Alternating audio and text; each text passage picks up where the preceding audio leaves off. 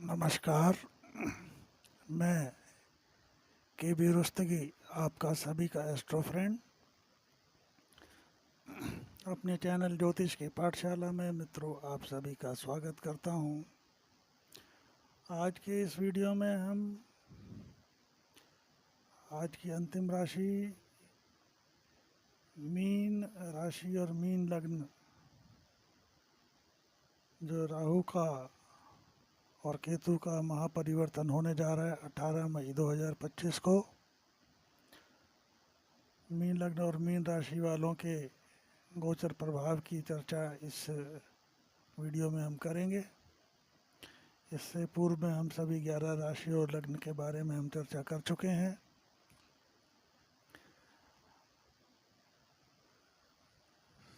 Mean जो है जल तत्व प्रधान राशि है और वर्तमान में राहु जो है मीन राशि में गोचर कर रहे थे और 18 मई को ये, क्योंकि वक्रीय रहते हैं हर वक्त, वक्रीय होने के कारण ये अब कुंभ राशि में गोचर करेंगे। लग्न से अब ये 12वें स्थान पे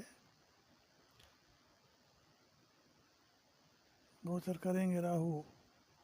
तो और केतु जो केतु राहु के जो समसप्तक रहते हैं वो अभी तक अपना सप्तम भाव में गोचर कर रहे थे। अब वो जो है 18 मई के बाद षष्ठ भाव में गोचर करेंगे सिंह राशि में। तो मित्रों, जैसा आप जानते हैं राहु ग्रह जो है, ग्रह का जो संज्ञा तो दी गई है, लेकिन राहु जो है एक धुएं के समान है। कोई ये सॉलिड या कोई इसका कोई ग्रह का गोचर स्थान नहीं है। ये एक एनर्जी है, पॉजिटिव एनर्जी। अगर अच्छे स्थान पे आपकी कुंडली में गोचर कर रहा हो तो पॉजिटिव रिजल्ट देगा, और नकारात्मक बुरे स्थानों में अगर गोचर कर रहा होगा तो ये बुरे रिजल्ट देगा, नेगेटिव एनर्जी। राहु रिप्रेजेंट करता है मीडिया को, इलेक्ट्रॉनिक्स को, शराब, स्मगलिंग और गैर कानूनी कार्य। और जो व्यक्ति, क्योंकि राहु जो अगर लग्नगत होता है तो ये है जातक को बहुत ही, लग्नगत राहु वैसे अच्छा तो नहीं कहा गया है, बहुत इंटेलिजेंट बनाता है लग्न में। ऐसे लोग जासूसी के काम में, इंटेलिजेंस के काम में बहुत शार्प होते हैं, क्योंकि ये बहरूपीय प्लेनेट है। और जासूसी के कार्य में आपको पता है कि किस तरह के कार्य होते हैं। ये राहु जिस भी ग्रह के साथ बैठ जाता है और उसके अनुरूप ही अपना स्वरूप धारण कर लेता है, और उस गोचर के स्वामी अगर मजबूत हैं तो उसके अनुसार, अन्यथा अपने अनुसार रिजल्ट करता है। आकस्मिक ऊंचाइयां दिलाने वाला, आकस्मिक गिराने वाला, रंक से राजा और राजा से रंक बनाने वाला ग्रह, कलयुग का सबसे पावरफुल, सूर्य को भी ग्रहण लगाने वाला ग्रह। तो आप ये मान के चलिए कि राहु आपको सब कुछ दे सकता है। बाकी और ग्रह अपने कारकत्व का, अपने कार्य क्षेत्र का, अपनी दशा महादशा में कुछ दे पाएंगे, लेकिन राहु आपको हर गोचर का, हर जो भी ग्रह आपको दे सकता है, सब कुछ राहु अकेले आपको अपने दम पे दे सकता है।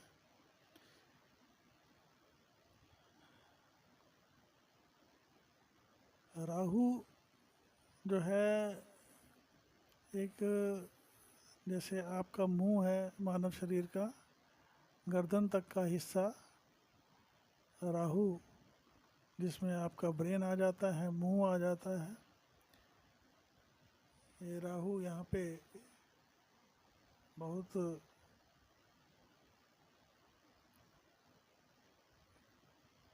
कारगर होता है। और यहाँ पे राहु जैसे आपके मुंह में कुछ भोजन डाल दिया जाए और पेट हो ना, जितना मर्जी भोजन डालते रहिए आपका पेट भरेगा ही नहीं, क्योंकि राहु का पेट होता ही नहीं। जैसा आप जानते हो कि सुदर्शन चक्र से विष्णु भगवान ने इनकी गर्दन को अलग कर दिया था। तो राहु को जो है सिर्फ चाहिए और अनंत चाहिए, इसकी भूख नहीं मिटती। और यही जातक अगर इनकी दशा महादशा में ये ध्यान कर ले, अपने पे थोड़ा सा संयम बरत ले, अपनी महत्वाकांक्षाओं को अगर थोड़ा सा अंकुश लगा ले, तो ये जातक बहुत कुछ ऊंचाइयां पा सकता है। लेकिन उसके लिए कुंडली में भी राहु की स्थिति कैसी है उसको देखना होता है। केतु नाभि से नीचे का हिस्सा जो है चीज़, इसको हवस होती है। और केतु जो है मोक्ष का प्लैनेट है, अत्यंत शुभ प्लैनेट। जिस ग्रह के साथ बैठ जाए उसका प्रभाव 6 गुना कर देता है।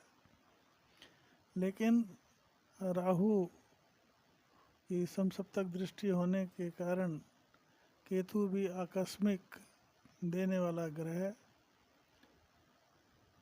48 साल की उम्र में बहुत परिवर्तन, आकस्मिक ऊंचाई या नीचाई दिलवाने वाला ग्रह है। अनप्रिडिक्टेबल और मोक्ष का प्लैनेट। राहु और केतु हमेशा वक्री रहते हैं, इसलिए मीन से गोचर करेंगे अब ये कुंभ में राहु, और केतु गोचर करेंगे कन्या से सिंह में। इससे पहले कि मैं मीन लगने वालों के गोचर प्रभाव पे आऊं, मैं मीन राशि वालों को, क्योंकि जो 18 महीने मीन राशि वालों को जो गोचर प्रभाव रहा होगा राहु का, जब ये लग्न में रहे होंगे तो किस तरह का प्रभाव मिला होगा उसकी मैं चर्चा कर लूं। और अगर आप, जो मैं आपको बता रहा हूँ, आपको इस तरह से मिलते जुलते अगर परिणाम मिले हों तो आप कमेंट करके मेरे को ज़रूर सूचित करें।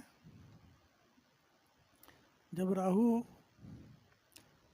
आप के लग्न में गोचर कर रहे थे तो पिछले 18 महीने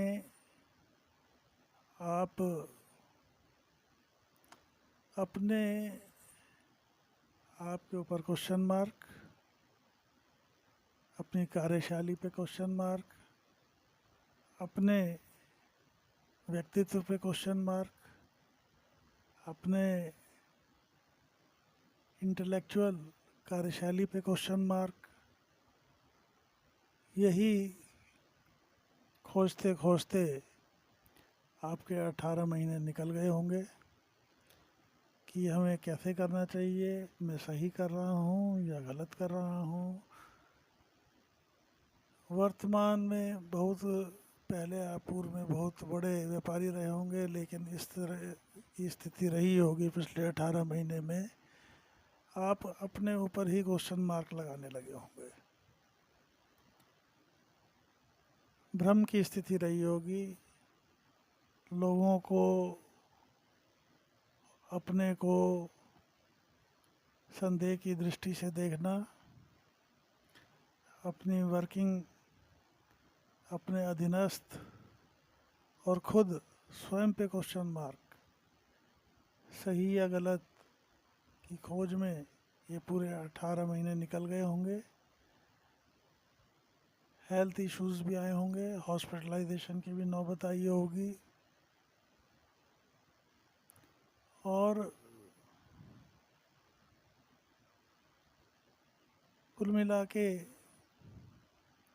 आपको ऐसा लगा होगा या हो रहा होगा, व्यापार में है तो, नौकरी में है तो, कि भैया संतुष्टि तो दूर, यहाँ तो आमदनी अठन्नी और खर्चा रुपया। जगह सही से बचने के लिए नकली चेहरा बना के लोगों के सामने बड़े बने होंगे। ये स्थितियाँ मीन राशि वालों को अगर रही हों तो मेरे को कमेंट ज़रूर करें। अब यही सोचते सोचते अब 18 मई को जब, क्योंकि राहु गोचर करेंगे आपके 12वें भाव में, तो 12वां भाव होता है मोक्ष का, आपके शयन कक्ष का, विदेश का, जेल यात्रा का, शत्रुओं का, और ये सब कुछ यहाँ से देखा जाता है। 12वें का राहु अगर आपको, सबसे बढ़िया रेमेडी ये है कि वर्तमान जगह से अगर आप स्थान परिवर्तन कर लेते हैं, नेटिव प्लेस से कहीं बाहर, दूर देश या विदेश में जाएंगे तो आपको सक्सेस मिलेगी।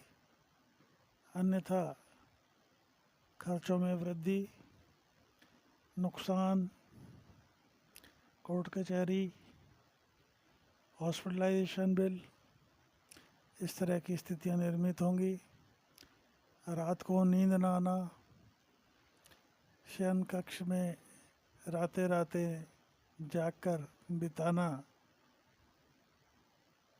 और जो शत्रु छुपे बैठे थे उनका सामने आ जाना, इस तरह की स्थितियां निर्मित होंगी।